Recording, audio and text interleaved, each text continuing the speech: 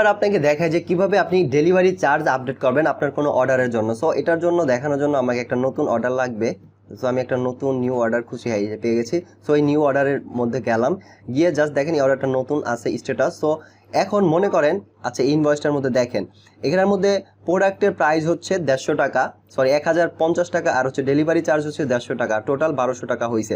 So এখন আপনি চাচ্ছেন যে এই কাস্টমারকে ডেলিভারি চার্জটা যখন সে অর্ডার করছে তখন তো এটা অটোমেটিক আপডেট হয়ে গেছে, বাট আপনি অর্ডার কনফার্ম করার সময় কোনো কারণে আপনি চাচ্ছেন যে তাকে না 50 টাকা ছাড় দেবেন বা 150 টাকায় ডেলিভারি চার্জ ছাড় দেবেন।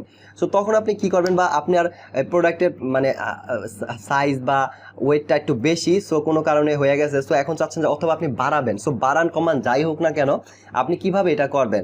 সো এখন দেখেন এটার মধ্যে এটা করার জন্য আপনি জাস্ট একটু নিচে আসবেন, আসলে দেখেন ডেলিভারি চার্জের পাশেই আপনি ছোট্ট একটা এডিট আইকন পাবেন। এটাকে কোনো হাইলাইট কালার করা হয় নাই, সিম্পল রাখা হয়েছে টেক্সটের মতো, একটু খেয়াল করলে ভালোভাবে দেখতে পারবেন, আদারওয়াইজ কিন্তু দেখা যাবে না, টেক্সটের মতো মনে হবে। সো আপনি জাস্ট এই অথবা এই অ্যামাউন্টটা যেটা আছে আপনার ডেলিভারি চার্জ অ্যামাউন্ট, এটার মধ্যেই যদি আপনি ক্লিক করেন তাহলে দেখেন পপ আপে একটা আপনার সামনে বক্স আসবে এবং এখানে একটা ইনপুট ফিল থাকবে আর এটার মধ্যে লেখা থাকবে নিউ ডেলিভারি চার্জ। সো এখন আপনি নিউ ডেলিভারি চার্জ কত হবে নেক্সট ডেলিভারি চার্জটা ওইটা আপনি ইনপুট দেবেন, হয় বেশি হতে পারে কম হতে পারে, কোনো সমস্যা নাই।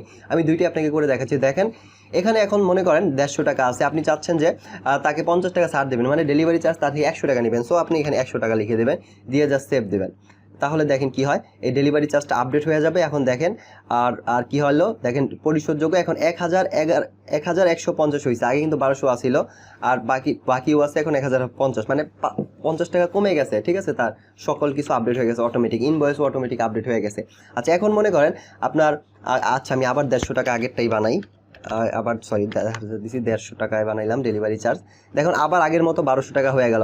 এখন মনে করেন আপনি না 200 টাকা ডেলিভারি চার্জ দেবেন, আরও 50 টাকা বাড়াবেন। সো সিম্পলি 200 টাকা লিখবেন, মানে আপনারটা আপনি লিখবেন, লিখে জাস্ট আপডেট দেবেন, দিয়ে এখন দেখেন কি হলো, এখন কিন্তু ডেলিভারি চার্জ 200 হয়েছে আর টোটাল অ্যামাউন্ট 1250 টাকা হয়ে গেছে, 50 টাকা বেড়ে গেছে, বাকিও 50 টাকা বেড়ে গেছে, কন্ডিশনও বেড়ে গেছে, ইনভয়েসও আপডেট হয়ে গেছে। তো এইভাবে আপনি কখনো প্রয়োজন হলে ডেলিভারি চার্জ হয় কমাবেন না হলে বাড়াবেন। তো যাই হোক, আশা করি এটা আপনি বুঝতে পারছেন, নিজের অর্ডার এইভাবে করতে পারবেন। তো চলেন নেক্সট স্টেপে যাওয়া যাক।